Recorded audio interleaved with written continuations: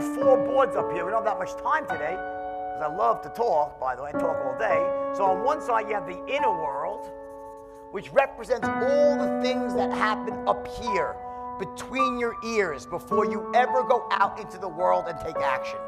It's your mindset for success. And on the other side, you have what's called the outer world, which are the real world strategies that you employ, that you utilize to actually get what you want. You set yourself up here and execute here. One without the other, it is really hard to achieve at any reasonable level. The good news is that there are really quantifiable and easy to learn, I call them pillars or distinctions for each of these worlds. There are 4 on the inner world. 1, 2, 3, 4. I'm going to go through very quickly here just to give you highlights on this stuff. The first one I mentioned is called state management. The ability to manage your emotional state, your physiological emotional state, to show up in the moment feeling positive, certain, confident, clear. Certainty, confidence, clarity, courage. 4 C's, selling. Disempowered states, uncertainty, overwhelmed, fear. If you could be the greatest salesperson in the world, but if you knock on someone's door or you pick up that phone and you are in that moment a state of uncertainty and overwhelm, good luck trying to close the fucking sale. In that moment, you might be the greatest salesperson, but in that moment, you're blocked from accessing the skills and the greatness that you possess. State management's almost like a spigot.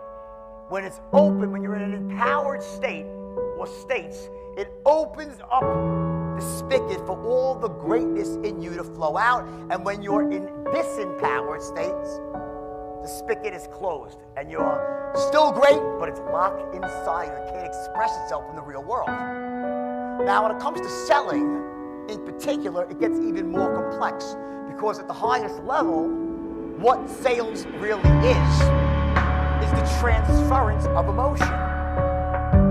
And the primary emotion that you transfer is the emotion of certainty. Certainty that the product that you offer, the solution makes sense.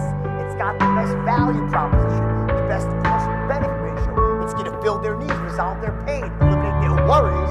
Very important in insurance. So you have that component, the actual product itself. There's certainty they can trust you, that you're there with their best interest at heart, not just a sneezy salesperson trying to ram any policy down their throat to make a buck. Because let's face it, if they think you got the greatest policy in the world, but they don't trust you, will they buy from you? No way. If they really love it, they'll go find the same policy and buy from somewhere else. And thirdly, the company that stands behind the product is actually to be there for the long term as well. You're transferring certainty. I invented the straight line system as a way for teaching people who are not particularly blessed with the ability to transfer certainty. Like, I have a natural ability. Who's a natural born closer? I'm sure there's some here. There's a bunch, right? Natural born closers intuitively, for whatever reason, their brain is wired in such a way, they intuitively know what to say, how to say it, when to say it, to essentially transfer certainty to another human being. The straight line system allowed these young kids, and since then, over the last 30 years, people all over the world to close in that same way, to transfer certainty. The straight line system allows you to transfer certainty, but what it doesn't do, it doesn't create certainty. It transfers it. Certainty is created by you, by showing up in a state of absolute certainty. And the straight line allows you to transfer that certainty without breaking fundamental rules of selling and human communication. Like, I can't transfer certainty and make them hate me at the same time. I can't transfer certainty and bore them to death or make them think I'm an idiot or I'm a loser.